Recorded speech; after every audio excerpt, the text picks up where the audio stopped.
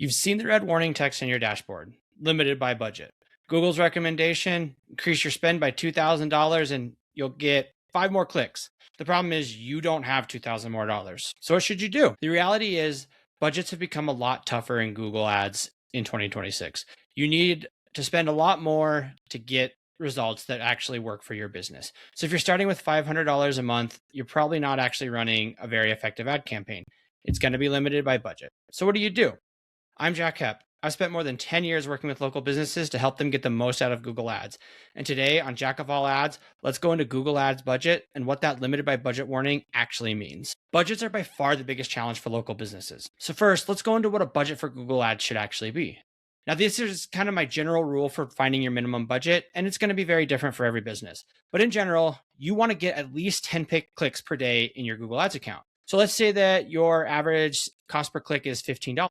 That means you're going to be needing to spend at least $150 a day, which is going to be $4,500 a month. That's just enough data that you're going to drive a realistic conversion rate, get the conversions that you need to make smart bidding effective, and make your campaign actually competitive. And that's going to be very different. So let's say your average CPC is only $5 or $6. Well, you might be able to get away with spending $50 or $60 per day. But if your average CPC is $50, then you're going to have to be spending $500 a day. So it's going to really vary, but that's kind of a good general rule to help you decide what your budget should be. So now what do you do if you can't hit that minimum? To be honest, you might not want to be running Google Ads. Your ads need to serve enough and you need to capture enough of the search impression share that your campaigns have the chance to be effective. If your budget's so limited that you're getting 1 or 2 clicks in the morning and then your ads aren't serving the rest of the day, you're not going to be able to capture the high intent traffic that comes in the afternoon or evening. And so if you can't hit a minimum budget that's realistic for your industry, it might be just best to wait on Google Ads until you actually have the budget to spend. Okay, so now let's shift. What should you do when you see that limited by budget warning in your account? First of all, you honestly may not need to do anything. If your performance is good, Google is basically just telling you that your budgets are limited, and so your ads are not spending throughout the whole day. Your ads are being limited by budget and you are potentially missing out on traffic that could generate more results for your business. But if performance is good, maybe you don't need to worry about that. I have lots of campaigns that run with a limited by budget warning, and it's not the end of the world. Now, you know that there's probably potential opportunity out there and you could potentially look at spending more, but if things are going well, maybe you don't need to make a change. Now, in the other scenario where you see that limited by budget warning and performance isn't as good as you need it to be, you're going to need to make some changes in your account. So let's talk about what you can do to help fix that warning. First off, you're going to want to start by shrinking what you're doing. If your campaigns are limited by budget and you don't have more budget, you need to reduce how spread out your budget is so that you can try to limit in and capture the full amount of impressions that are available at the budget that you have available to spend. So if you're only spending $2,000 or $3,000, you don't want 4 different campaigns running with all of them being limited. None of them have enough data to learn. They're all getting capped out early, and you're missing out on potential high value traffic that could actually convert and become your customers. So pick your best service or products or whatever it is, pick what's best first. Pick the thing that is the most profitable and has the highest closing rate, the thing that you're most likely to turn somebody into a customer for. Put 100% of your budget there. Now you can dominate that specific service area and you can make sure that you're capturing all the high intent traffic that actually exists. From there, stay away from exploratory keywords. Stay away from the areas where people are just researching answers to their questions. Something like plumbing ideas or HVAC tips, or even really general keywords such as plumber or HVAC technician. Those sorts of broad or exploratory keywords are probably, they're going to greatly expand your reach, and you're not going to have the budget to capture the high intent that might be in there. So focus on high intent, exact match, phrase match keywords that allow you to narrow in on the people that are most likely to convert. So you're going to want to focus on things like HVAC replacement near me, or best restaurants in my town, or something along those lines where it's a little bit longer of a keyword, it has a lot higher intent, and you're much more likely to be able to capture all the search volume so that you don't miss out on high value traffic. The next thing you should look at doing is reducing the location you're targeting. Every time you expand the area that your campaigns are targeting, you're reaching more people. That means more search volume. That means more budget required to capture that. So maybe instead of focusing on the entire state that you service, you start by focusing on your biggest market within that state. Or instead of targeting 5 zip codes, you focus on the 2 or 3 where your best customers tend to live. Focusing on the areas where you're most likely to be able to turn those people into customers, and you are able to capture the full amount of impression share available. If you're not capturing all of that, all of those impressions, you're missing out on those high value, high intent searches, and those people are not going to convert and become your customers. The other thing to always make sure you check with locations is make sure all your locations are set to presence only. You don't want to be serving with Google's default presence and interest targeting option, because your ads are going to be expanding way out beyond the area that you actually want to target. The biggest thing is I'd rather that you were number 1 in 2 or 3 zip codes than being number 4 or 5 in 30 zip codes. Focus in on the areas that are going to work for your business, and that's where you're going to find the most success. Now, one of the next things that you can look at doing if you're still limited by budget is adding in audience layers to your campaigns. Now, typically when you add audience segments, you'll set them in observation mode. This lets you view the data breakdown and see which audiences are most likely to become customers. Now, if your campaigns are really limited, you can consider changing those from observation to targeting. Now you'll be able to focus in on those people and those audiences that are most likely to become your customers. So for example, if you're a home service business and you are obviously only focusing on homeowners, you might want to target homeowners only and not include renters in your audience targeting. Or maybe you're adding in some sort of in-market audience option.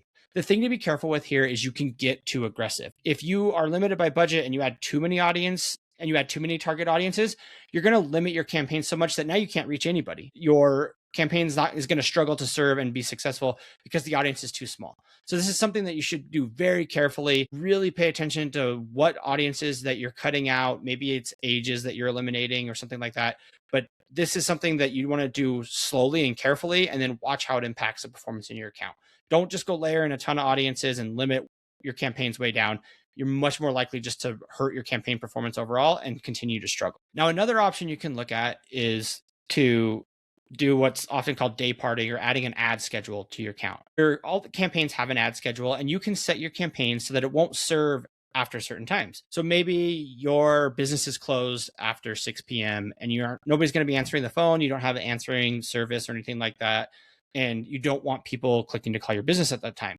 So maybe you schedule your ads to only run from 8 a.m. to 6 p.m. Or you look at excluding night hours or early morning hours or things of that nature. This can help you kind of eliminate some of the extra clicks that happen outside of your normal business hours. And again, it reduces the number of searches that you're eligible for and makes your budget much less likely to be limited. Now, again, remember, when you're using something like this, your ads aren't going to be serving when somebody's searching at 8 p.m. So if you're a plumber and somebody's searching for plumbing services at 9 o'clock at night and your ad stops serving at 6 o'clock, you're going to miss out on those searches.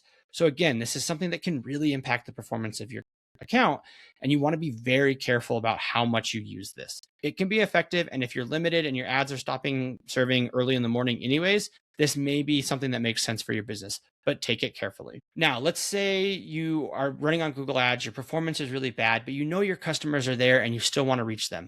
There is one other thing you can try, and that's changing the type of conversion that you're trying to get people. So if you're a local service business, it can be really hard and expensive to get somebody to convert for a inspection of their roof or on a replacement of their HVAC system. Instead, what you can try to do is offer some sort of low value, low friction offer that they might be much more likely to convert on. So maybe you offer some sort of maintenance checkup or a really low value sort of maintenance package that people can purchase. Or maybe you have a planning guide that somebody can download, or some other sort of interesting guide or download of some nature that people might download and kind of works. In these, when you're offering a lower value, lower friction offer to people, you're going to be much more likely to capture them with a low cost per click, and you're going to be able to capture more traffic and generate more conversions. And so you're more able to get people into your funnel and ultimately maybe get them to become a customer. Now, the thing to remember with this is these people are much further away from being a customer than somebody who's looking to have work done right now. So you're probably going to want to build up an email list. You're going to want to have some way of being able to nurture them with that email list. And then when they are looking to replace their roof, or they're looking for their next party, or whatever it is, they're going to look to you first because they remember the guide you gave them. They remember the maintenance review that you did, whatever it may be. And so they're much more likely to become a customer at that point in time.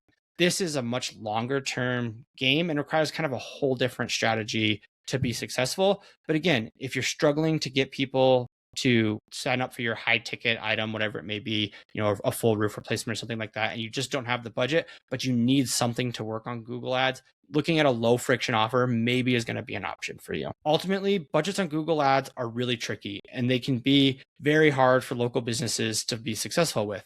It's kind of the chicken and the egg problem, right? Like you need the budget to make your campaign successful, but you also need the campaign to be successful to generate the budget to be able to spend that money. And so you kind of have to find yourself in a place where you have a budget that's realistic and that can generate results and show you that it's working so that you can spend more and grow over time. You're always going to kind of struggle, but one of the worst mistakes you can make is just trying to go in with $500 or $1,000 and nothing works.